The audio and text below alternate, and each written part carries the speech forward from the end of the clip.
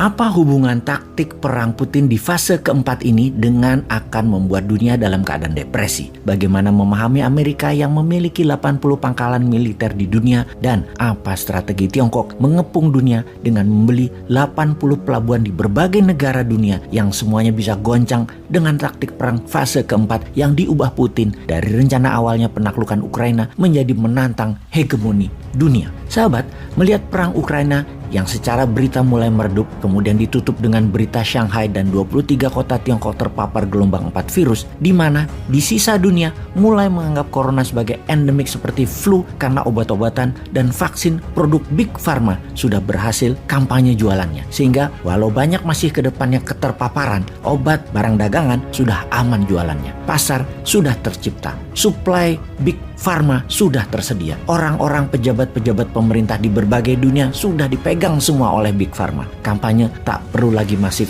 seperti 2 tahun belakangan ini. Kita ke fase perang Putin di Ukraina dulu. Kita ingatkan bahwa perang adalah hal yang sangat cair, sangat dinamis, dan tidak ada cara atau metode yang benar tepat seperti di kertas ketika rencana dibuat. Di tengahnya banyak improvisasi dilakukan, yang pokoknya by all means kita harus menang perang. Caranya terserah. Maka fase pertama serangan Rusia yaitu menaklukkan 100% wilayah Ukraina, mengusir 10 juta penduduk Ukraina ke luar negeri dengan serangan kilat ke Kiev dan mengganti pemimpin Ukraina dengan yang pro-Rusia. Kemudian Ukraina akan referendum masuk sebagai negara federasi Rusia. Serangan diluncurkan 24 Februari 2022 yang mana hingga tanggal 8 Maret tidak bisa masuk juga ke Kiev, padahal pasukan elit divisi 2 dan 3 Rusia yang dikirim. Ibarat Kopassus dan Denjaka yang dikirim. Tidak tembus juga kota-kota besar di utara Ukraina tersebut termasuk Kiev. Bahkan ketahan di kilometer 30-an jauh dari Kiev. Pasukan Rusia tidak bisa tembus-tembus ke Kiev. Kemudian rencana diubah menjadi strategi bumi hangus ala Aleppo di Suriah dilakukan, dan strategi bumi hangus ini diharapkan secara psikologis tentara Ukraina dan pemimpin militer serta Zelensky terpukul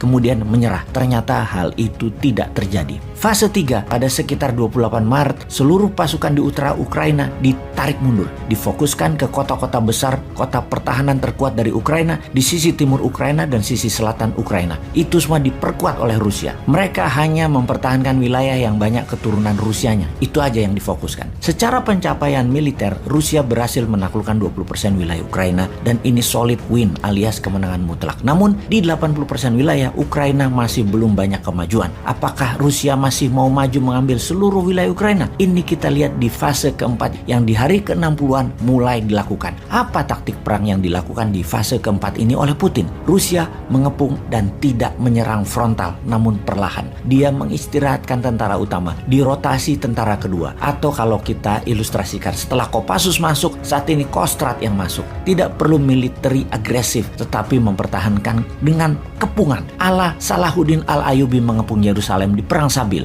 Tujuannya adalah membuat rakyat Ukraina kelaparan dan mengungsi ke barat. Putin memaksa NATO, sekutu dan barat memberi makan seluruh orang Ukraina. Putin membuka saluran kemanusiaan. Setengah dari pengungsi mengalir ke Eropa saat ini sudah. Membiarkan orang Eropa memberi makan setengah orang dari Ukraina, dan setengah sisa orangnya masih di kota-kota yang terkepung menunggu penyelamatan dari pihak barat. Di sisi sebelah barat Ukraina sudah menerima penduduk sisi timur Ukraina, dan dari barat sudah 10 juta yang keluar ke Polandia, ke Rumania, ke Slovakia, Hungaria, dan sangat kurang persediaan makanan, minuman, tempat tinggal, tempat tidur, dan obat-obatan. Di sisi barat Ukraina sudah kekurangan banyak makanan dan minyak untuk listrik. Semua orang tidak memproduksi kebutuhan perdagangan. Tanah tidak ditanami lagi, pabrik-pabrik bahkan tidak dibuka. Puluhan juta orang di Ukraina bergantung pada barat untuk makanan dan minuman. Menurut perhitungan intelijen pertahanan, strategi Putin ini bisa merubuhkan Eropa Barat. Kira-kira dalam 1,5 tahun ke depan, tanpa meluncurkan rudal, Putin akan membuat Eropa Barat, NATO, dan sekutunya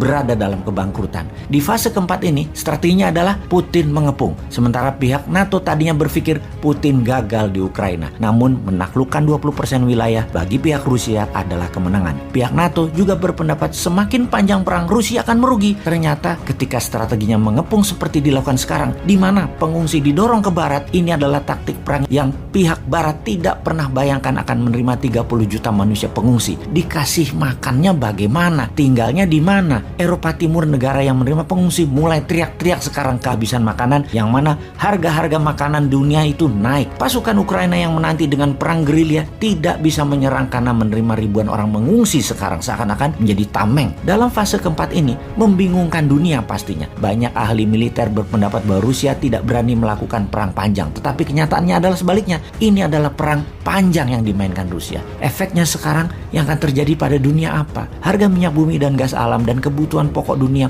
pasti naik tinggi. Daya beli penduduk dunia turun akibat slowdown ekonomi 2 tahun terakhir karena pandemi. Feeling ya ini ya, feeling sekali lagi ya. Dapat dipastikan bukan analisa ini, feeling bosman, Amerika akan resesi. Ekonomi dalam negeri Amerika akan berat di tahun ini yang akan membuat dunia menjadi turun juga daya belinya. Namun Tiongkok secara ekonomi akan menguat, begitu juga India akan menguat, di mana efek Amerika yang menurun tadi bisa membuat Amerika murka. Daripada Tiongkok terus menguat, kemudian Rusia menang perang, lebih baik dijadiin perang dunia ketiga.